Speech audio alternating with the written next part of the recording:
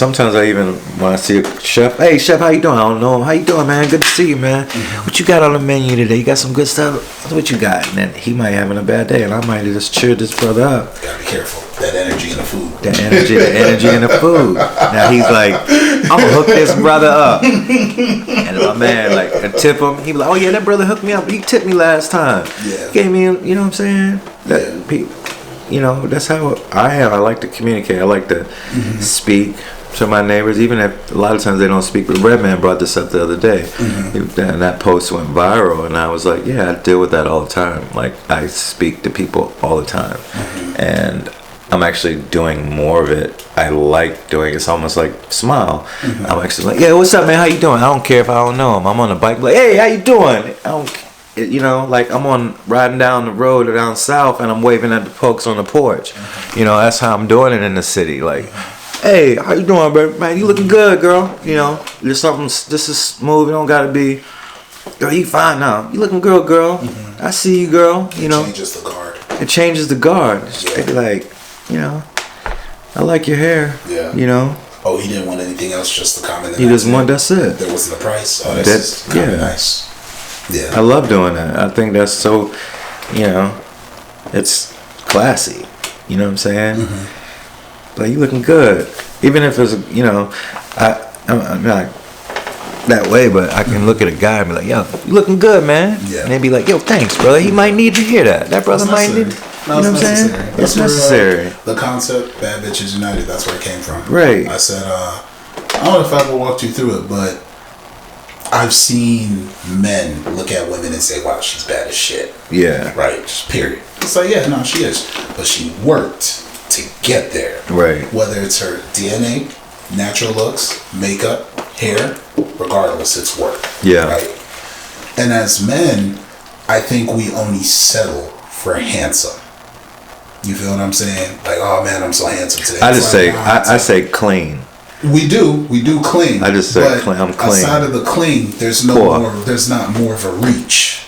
You feel what I'm saying? Like, in order to be a bad bitch, that's work. Yeah. That's the mindset. You remember what I said about you being in a suit? And I was like, what I remember the most about you was the way you stood and how you moved in the room. Yeah, that's the biggest thing right there. That's the key to communication before the words. Yeah, because your body language speaks about you know, hands behind your back. You could be like looking at a painting, it's kind of guarded, so you think about the hands behind the back. That approach to the painting, you know.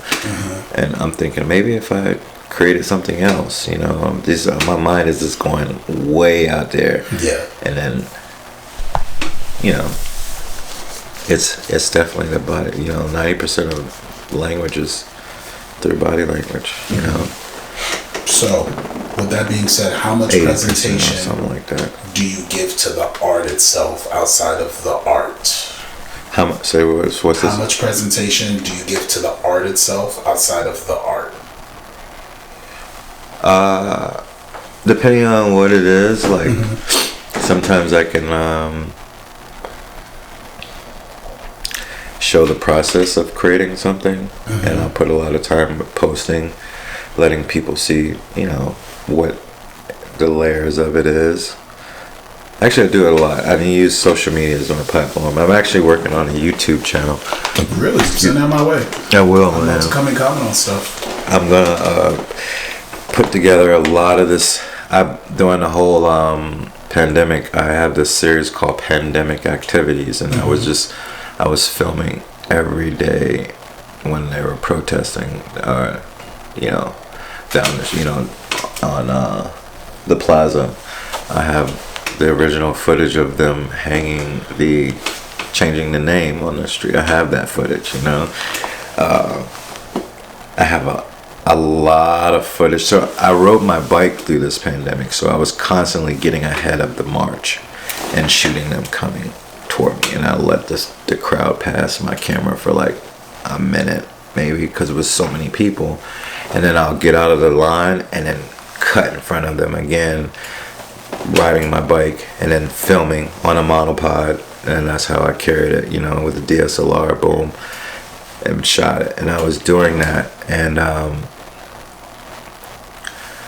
that work, the pandemic activities, So to answer the question, a lot of the wood panels that were boarded up on the walls, I took a lot of that wood and I've been recreating works. That James Baldwin was on one. So I've been taking that wood and repurposing it and making art of it. And I have so much wood that it's overwhelming, and I probably wouldn't, God willing, I can work on all this work and create some beautiful work, but yeah, that's the process, is the documentation, you know. And I have a hard time with sharing stuff sometimes. I'll keep it or I'll hoard it, but I feel like that work 20 years from now, somebody's going to be wanting that work, because I have like maybe 100 gigabytes of video and photography of that whole protest, the thing catching on fire. And yeah, that was a moment in time, you know what I'm saying? And yeah. How do you emotionally